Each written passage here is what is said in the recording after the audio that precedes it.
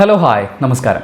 നമ്മുടെ മഞ്ജു വാര്യർ പ്രധാന കഥാപാത്രങ്ങളിലൊന്ന് അവതരിപ്പിക്കുന്ന മിസ്റ്റർ എക്സ് എന്ന് പറയുന്ന തമിഴ് സിനിമ കഴിഞ്ഞതിൻ്റെ മുമ്പത്തെ ആഴ്ച റിലീസായിട്ടുണ്ടായിരുന്നു. അത് കഴിഞ്ഞ ആഴ്ച, അതായത് വെള്ളിയാഴ്ച ദിവസം കേരളത്തിൽ റിലീസിനെത്തി. വളരെ കുറച്ച് ഷോസേ ഉണ്ടായിരുന്നുള്ളൂ. ഇപ്പോൾ തമിഴിലാണ് പടം. ഞാനത് വെള്ളിയാഴ്ച രാത്രി തന്നെ കണ്ടു. പക്ഷേ ശനി ഞായറൊക്കെ ആയിട്ട് ഒരുപാട് യാത്രകളായതുകൊണ്ട് ഷൂട്ട് ചെയ്യാൻ പറ്റിയില്ല. ഇപ്പം ഞാൻ താമസിക്കുന്ന സ്ഥലത്ത് നിന്ന് എൻ്റെ റിട്ടേൺ ജേർണി സ്റ്റാർട്ട് ചെയ്യുകയാണ്. അപ്പോൾ അതുകൊണ്ട് ഇവിടുന്ന് ഷൂട്ട് ചെയ്യാമെന്ന് വിചാരിച്ചു.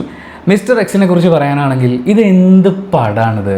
ആക്ഷൻ സീക്വൻസുകളൊക്കെ രസമുള്ള, പ്രത്യേകിച്ച് നമ്മുടെ മഞ്ജു ചേച്ചിയുടെ ഇടിയും പരിപാടിയൊക്കെ ഉണ്ടോ എന്ന് ചോദിച്ചു കഴിഞ്ഞാൽ ഉണ്ട്. എന്നാൽ അതേസമയം ട്രോൾ ചെയ്യപ്പെടാനുള്ള എന്തെങ്കിലുമൊക്കെ ഉണ്ടോ എന്ന് ചോദിച്ചാൽ അതുകൊണ്ട്. ചുരുക്കി പറഞ്ഞാൽ ഇതൊരു സാമ്പാർ പോലെയാണ്. പക്ഷേ ഈ സാമ്പാറിലെ കഷ്ണങ്ങളുടെ പ്രത്യേകത എല്ലാ കഷ്ണവും വലിയ കഷ്ണമായിട്ടിരിക്കണം. മഞ്ജു വാര്യരുണ്ട്, ശരത് കുമാറുണ്ട്, ആര്യയുണ്ട്, അങ്ങനെ ഇതിലുള്ള സ്റ്റാർസിന് എല്ലാവർക്കും അവരുടേതായിട്ടുള്ള വലിയ സ്പേസ് കൊടുക്കണം. അപ്പോൾ കഷ്ണങ്ങളെല്ലാം വലിയ വലിയ കഷ്ണങ്ങൾ ഇട്ടു. ഈ സൈസിലുള്ള വലിയ ഉരുളക്കിഴങ്ങിൻ്റെ കഷ്ണം എന്നൊക്കെ പറയുന്ന പോലെ അത്രയും കഷ്ണങ്ങളെല്ലാം ഇട്ടു. പക്ഷേ കഷ്ണമെല്ലാം ഇട്ട് വന്നപ്പോൾ ചാറ്, അതായത് ഇതിൻ്റെ കഥ, അത് കുറച്ച് മാത്രമേ ഉള്ളൂ. പക്ഷേ ആ ചാറാണെങ്കിൽ വളരെയധികം പഴക്കം ചെന്നിട്ടുള്ള, കണ്ടുമടുത്തിട്ടുള്ള, ഒരുപാട് ക്ലീഷേഡ് എലമെൻറ്റുകളും പ്രഡിക്റ്റബിൾ ഫാക്ടേഴ്സും ഒക്കെയുള്ള പഴയ ചാറ്. അങ്ങനെ ഒരു സാമ്പാർ വന്നാൽ എങ്ങനെ ഇരിക്കും?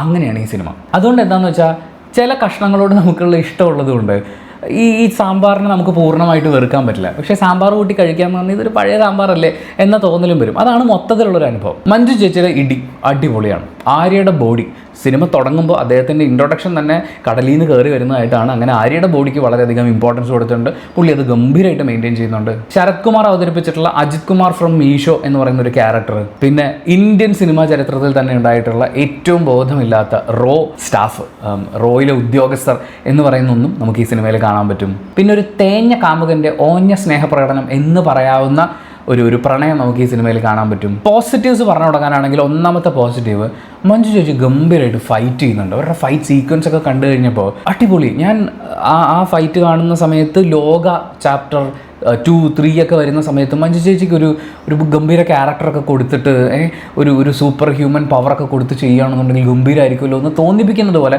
അത്രയും ഗംഭീരമായിട്ട് ആ ഫൈറ്റ് സീക്വൻസുകൾ ചെയ്തിട്ടുണ്ട്. പിന്നെ ഇതിലെ പ്രധാന വില്ലൻ കഥാപാത്രം, പുള്ളിയുടെ ഒരു എക്സ്പ്രഷനും ഫൈറ്റും പരിപാടിയൊക്കെ എനിക്ക് നല്ലതായിട്ട് തോന്നി. രണ്ടാമത്തെ പോസിറ്റീവ്, ഈ സിനിമയിൽ ആക്ച്വലി ഒത്തിരി ആളുകളുണ്ട്. താരങ്ങൾ എന്നുള്ള നിലയിൽ മാത്രമല്ല, ഇതിലെ കഥാപാത്രങ്ങൾ, അവരുടെ പേരുകൾ, ഡീറ്റെയിൽസ് ഒക്കെ എടുത്തു വരുമ്പോൾ കുറേ ഉണ്ട്.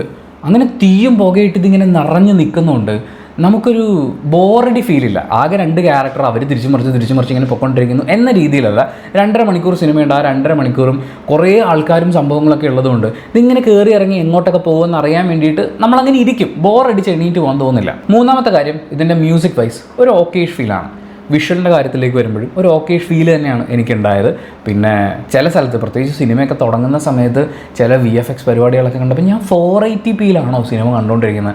പഴയ നമ്മൾ MKV പ്ലെയറൊക്കെ ഡൗൺലോഡ് ചെയ്തിട്ട് അതിനകത്ത് സിനിമ ഡൗൺലോഡ് ചെയ്ത് വെച്ച് കാണുമ്പോൾ, വളരെ ലോ ക്വാളിറ്റി സിനിമ കാണുമ്പോൾ ആ സമയത്ത് കാണുന്ന പോലത്തെ ഒരു ഫീല്, ഒരു ക്വാളിറ്റി ഫീൽ ചെയ്യുന്നില്ല. അതിന് തിയേറ്ററിൻ്റെ ആണോ അതോ തിയേറ്ററുകാർക്ക് കിട്ടിയിട്ടുള്ള പ്രിൻറ്റിൻ്റെ ആണോ എന്താണെന്നറിയില്ല. വളരെ ലോ ക്വാളിറ്റി ഒരു ഫീലായിരുന്നു. ഇനി നമുക്ക് നെഗറ്റീവ്സിലേക്ക് വരാം. ഒന്നാമത്തെ നെഗറ്റീവ് കഥയാണ്. ഇതിനകത്ത് പുതുമയൊന്നുമില്ല. വളരെ പ്രഡിക്റ്റബിളായിട്ട് ഒരു ഏജൻറ്റ് അല്ലെങ്കിൽ നാട്ടിലൊരു പ്രശ്നം ഉണ്ടാകുന്നു, അവിടെ ഒരു ഇൻ്റലിജൻസ് ഏജൻസി കുറച്ച് കാര്യങ്ങളൊക്കെ ചെയ്യാൻ പോകുന്നു. ഇന്ത്യയിൽ മാത്രമല്ല, ഇന്ത്യക്ക് പുറത്തുള്ള ഓപ്പറേഷൻസും കാര്യങ്ങളൊക്കെ ആയിട്ട് എവിടേക്കോ ഒരു മിഷൻ ഇമ്പോസിബിളിന് വേണ്ടിയിട്ടുള്ള ശ്രമങ്ങൾ നടന്നിട്ടുണ്ട്. പക്ഷേ ആ മിഷൻ ഇമ്പോസിബിളായി എന്നുള്ളത് മാറ്റി നിർത്തി കഴിഞ്ഞാൽ ഭയങ്കരമായിട്ടുള്ള ത്രില്ലും പരിപാടിയൊന്നുമില്ല.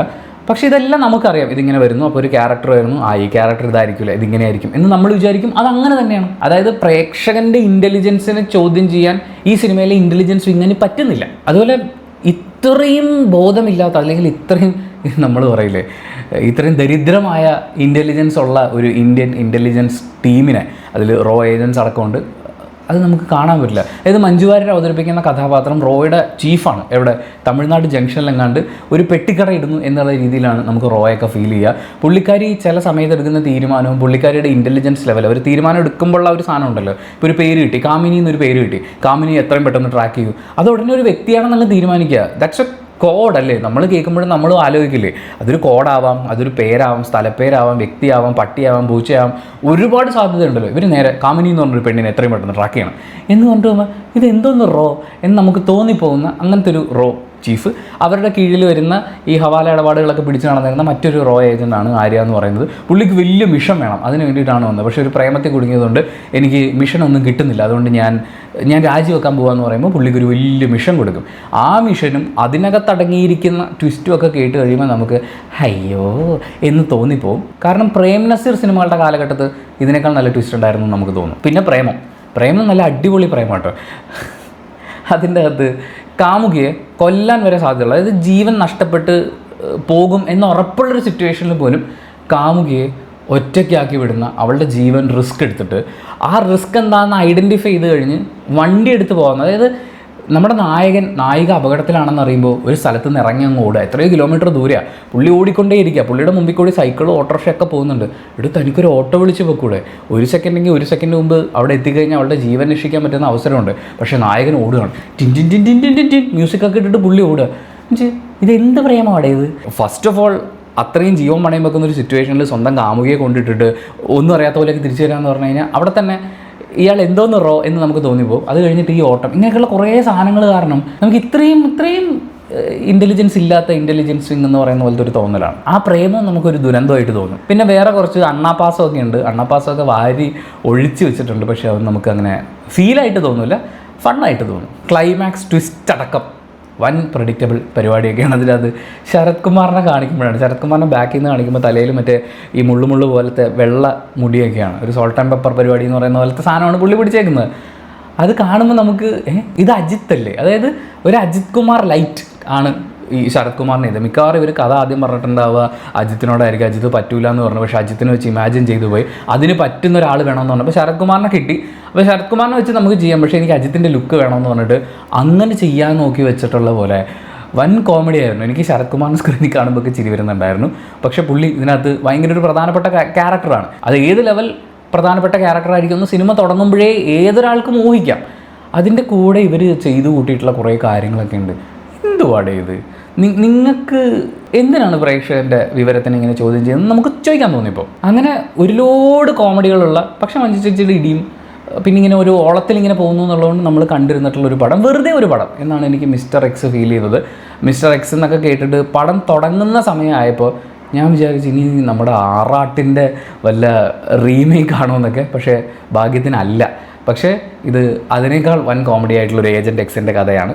ആ എക്സാണ് നമുക്ക് ഈ സിനിമയുടെ ക്ലൈമാക്സ് ആകുമ്പോഴേക്കും കിട്ടുക. അത് നിങ്ങൾ തന്നെ കണ്ട് അനുഭവിക്കൂ എന്നേ ഞാൻ പറയുന്നുള്ളൂ. പക്ഷേ ഞാൻ ഈ പറഞ്ഞിട്ടുള്ള മുഴുവൻ എൻ്റെ പേഴ്സണൽ ഒപ്പീനിയനാണ്. സിനിമ ഓരോരുത്തർക്കും ഡിഫറൻ്റ് ആണല്ലോ. നിങ്ങൾ ഈ സിനിമ തിയേറ്ററിൽ കണ്ടിട്ടുള്ള ഒരാളാണെങ്കിൽ നിങ്ങളുടെ ഒപ്പീനിയൻ എന്താണെന്നുള്ളത് കമൻറ്റ് ബോക്സിൽ രേഖപ്പെടുത്തുക. കമൻറ്റ് ബോക്സും കൂടി വായിച്ചിട്ട് സിനിമയ്ക്ക് പോകണോ വേണ്ടിയോ എന്ന് അറിയാൻ കാത്തിരിക്കുന്ന കുറേ ആളുകളുണ്ട്. അവർക്കതൊരു വലിയ സഹായമായിരിക്കും. അപ്പോൾ thank you so much for watching this video. Video ഇഷ്ടപ്പെട്ടാൽ മാത്രം ലൈക്ക് ചെയ്യുക. ഇഷ്ടപ്പെട്ടിട്ടില്ലെങ്കിൽ എന്തുകൊണ്ട് ഇഷ്ടപ്പെട്ടില്ല എന്ന് കമൻറ്റ് ചെയ്യുക. ചാനൽ സബ്സ്ക്രൈബ് ചെയ്യുന്ന കാര്യവും ഹൈപ്പ് ചെയ്യുന്ന കാര്യമൊക്കെ പരിഗണിക്കുക.